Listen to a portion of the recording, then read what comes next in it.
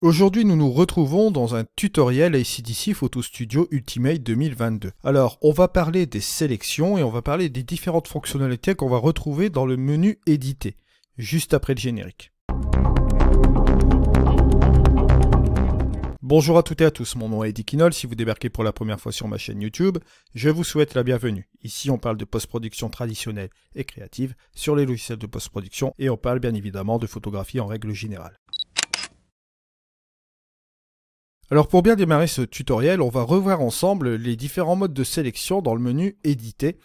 Bon, on le voit ici, vous avez la brosse, vous avez ici une sélection en polygone, vous avez ici la sélection rectangle, ellipse, vous avez le lasso et vous avez également la baguette magique. Alors on va commencer par la sélection par pinceau, sélection toute simple bien sûr, et vous allez voir ici, vous avez différents modes ici concernant cette sélection de pinceau. Là, bien évidemment, quand on va complètement à la fin, vous avez la largeur du tampon, c'est la largeur forcément de votre pinceau, hein, d'accord? Et vous avez ici un contour progressif, juste comme ceci, qui va vous permettre de jouer avec la dureté de votre pinceau. D'accord? Juste comme cela. Ça, on va dire, c'est très simple. On va prendre une valeur raisonnable juste comme ceci pour ce pinceau. Et on va regarder un petit peu ensemble ce que nous avons comme option. Alors, ici, dans le pinceau optimisé, vous avez plusieurs modes. Vous avez le mode arrêt, où vous allez peindre comme un pinceau ordinaire au niveau de votre sélection. La fonction couleur, qui va faire une sélection par rapport à la couleur. Luminosité, qui lui va faire une sélection par rapport à la luminosité au niveau des différentes tonalités, du point noir au point blanc, hein, les 256 valeurs de luminosité, je vous rappelle. Et ici, vous avez le mode magique, qui est une combinaison des deux. D'accord? Vous avez différents modes de sélection. Et celui-là, comme je vous l'ai dit, en arrêt, ça fait une brosse ordinaire. Vous avez une intensité aussi. Et vous avez également une tolérance au niveau de votre sélection avec votre pinceau. Vous allez voir ici, bon, on va tout simplement se rendre avec la luminosité, par exemple, et on va se mettre en tolérance 10. Alors pour ce faire, là ici, vous avez une option de recouvrement. Vous avez par défaut les pointillés mobiles. Moi, je vais utiliser la sélection par surbrillance. Je me suis mis une petite couleur bleue, comme ceci. Bon, on va prendre du bleu comme cela, voilà. Ce sera beaucoup plus cool pour faire la sélection, pour voir un petit peu plus clair et où on en est. Alors, on va prendre ce petit pinceau. Ce qu'on va faire, on va simplement brosser la petite partie de la pierre, tiens, qui est là.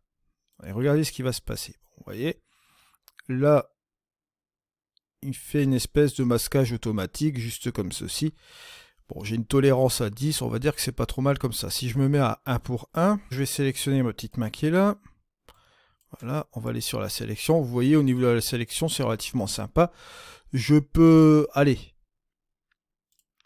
continuer ma petite sélection ici. Vous voyez que là, bon, si je prends le petit pavé ici qui est juste là, si je continue de même, vous voyez que la sélection est relativement sympa. Cette sélection-là, je vais pouvoir m'amuser, par exemple, à l'utiliser sur une courbe.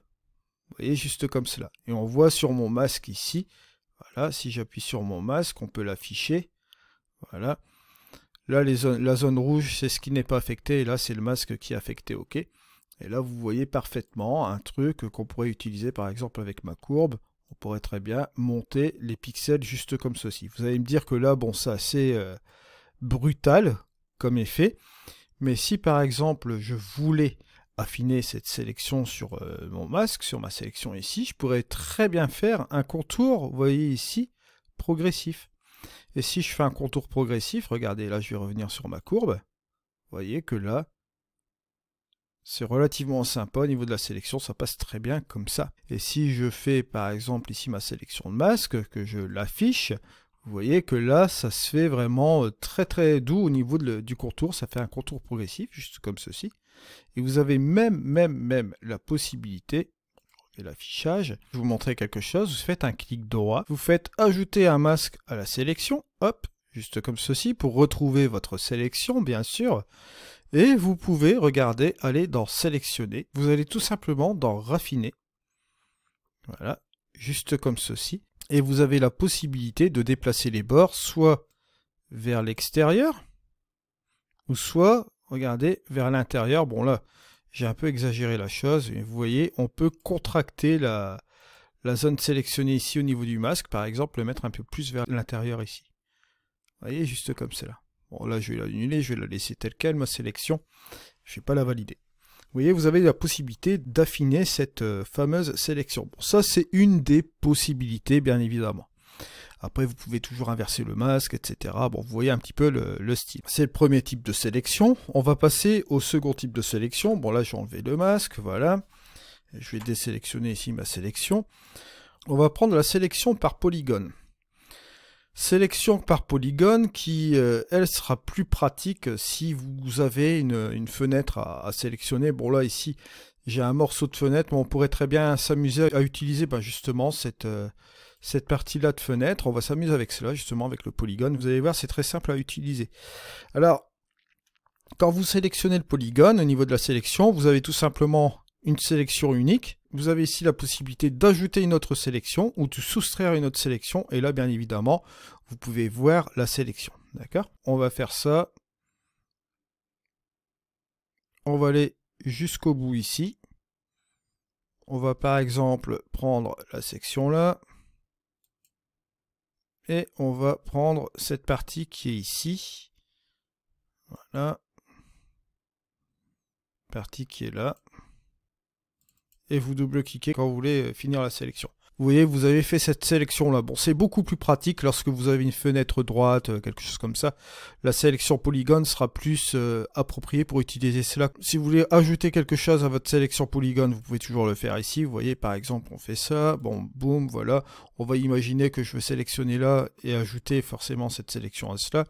Et vous avez votre sélection qui est faite juste comme ceci. Vous pouvez soustraire aussi, bien sûr. Vous voyez un peu le principe. Maintenant, on va passer à l'autre mode. Là, ça va être les sélections par carré. Bon, là, c'est tout simple. Bon, vous faites une sélection juste comme ceci. Une sélection là. Bon, vous voyez un peu le style. Bon, là, cela fonctionne comme ça. C'est sélection par sélection. C'est-à-dire que vous faites une sélection comme ceci. Si vous décidez d'aller à côté pour faire une autre sélection, que vous êtes trompé, vous allez là comme ça. Par contre, si vous voulez activer le petit plus et faire plusieurs sélections avec plusieurs carrés, vous voyez, vous pouvez le faire juste comme ceci. Vous pouvez aussi également soustraire. Par exemple, hop, soustraire cette partie-là de cette sélection. Vous pouvez faire un truc comme ça aussi, vous voyez, bon, cette chose-là, et vous pouvez appliquer cette sélection dans un masque, etc., dans une nouvelle sélection, on le verra juste après. Au niveau de l'ellipse, c'est à peu près la même chose aussi, d'accord, on reprend les mêmes choses, on a toujours les mêmes options. Si vous voulez faire une seule ellipse pour une sélection, vous voyez, c'est juste comme ça. Mais si vous voulez faire plusieurs ellipses comme ceci, vous pouvez toujours le faire. Si vous voulez faire cela, vous pouvez toujours le faire aussi. Soustraire cette partie-là de l'ellipse ou soustraire cette partie-là du masque, vous pouvez toujours le faire. Ajouter par exemple une partie là et une partie là, vous pouvez toujours le faire aussi au niveau de la sélection. Voilà, ça ne bouge pas non plus. Ensuite vient le lasso. Le lasso, là c'est tout simple. Vous appuyez, vous laissez appuyer et hop, vous avez la sélection qui se fait là. Toujours pareil, bon, je reprends l'exemple ici de ma courbe qui est là. Si vous souhaitez monter cette chose-là, vous voyez, ramener un petit peu plus de luminosité sur cette partie-là, ça peut se faire. Mais bien sûr, vous allez me dire que c'est trop fort. Bien évidemment, on va jouer avec un contour progressif et regardez ce qui se passe là. Ça peut être relativement intéressant. On va se mettre sur cette partie-là. Je vais recliquer sur cette partie ici, je vais baisser, vous voyez, par exemple, je vais donner un peu d'importance et d'impact sur cette partie de l'image là, ça peut se faire. Bon, bien sûr, si je reprends une sélection là, comme je suis en plus, ça peut le faire aussi. Donner de l'importance là, donner un peu de l'importance ici, donner de l'importance aussi là. Et toujours mettre, pourquoi pas, encore une petite courbe qui est ici. Et on va donner un petit peu d'impact avec de la luminosité sur cet endroit-là, sur cet endroit-là aussi. Et bien évidemment, en montant le contour progressif, vous voyez, juste comme cela. Et si vous trouvez que c'est un petit peu trop fort au niveau de la courbe, hop, vous le baissez comme ceci. Vous pouvez même le baisser comme ça, ou bien si vous voulez rajouter un petit peu plus de pointes de contraste sur certains endroits ici dans l'image, vous pouvez toujours le faire, vous voyez, de manière progressive. C'est un petit titre d'exemple sur les masques, d'accord? Je vous invite à aller voir ce que j'avais fait sur les masques la dernière fois sur AC/DC. Là, j'ai supprimé ce masque-là, j'ai supprimé ce masque-là, et on va en venir à la dernière sélection, c'est-à-dire la baguette magique. Là, la baguette magique, c'est la même chose, vous voyez, plus, moins, ou bien une sélection unique, d'accord? Alors, le type de baguette, vous avez ici la couleur, ça va sélectionner la teinte et la luminosité en même temps. La luminosité, ce sera forcément la luminosité, donc les tonalités. RVB, bon, bien évidemment, ce sera les différents canaux, les différents pixels, rouge, vert et bleu. Alors, ici, vous avez toujours un seuil, d'accord? Le seuil, c'est-à-dire c'est la petite tolérance. Si par exemple, vous mettez un seuil à 80, vous mettez un coup de baguette magique jusque comme ceci, vous voyez que là, il va vous faire une grosse zone. Je vais désélectionner. en faisant Alt D. Et je vais tout simplement prendre un plus petit seuil. On va prendre un seuil, admettons, à 4. Je vais aller ici et regardez ce qui va se passer. Là, vous voyez que le seuil est forcément moins important. Et donc, il va se contracter au niveau de la sélection de la baguette magique. D'accord? Et là, on est toujours, je vous rappelle, au niveau de la couleur. Si je me mets en connecté, là, je vais désélectionner. Je vais cliquer ici. Vous voyez ce qui est en train de se passer. Il va sélectionner les pixels autour de la sélection dont je suis ici. Donc, ça ne va pas s'éparpiller. Ça va être un petit peu plus précis. Alors, bien évidemment, là, comme je vous l'ai dit tout à l'heure, on est en mode couleur. Si vous voulez rester en mode connecté, par exemple, et prendre le petit plus, vous voulez ajouter ces pixels-là, vous pouvez toujours le faire. Ça aussi également.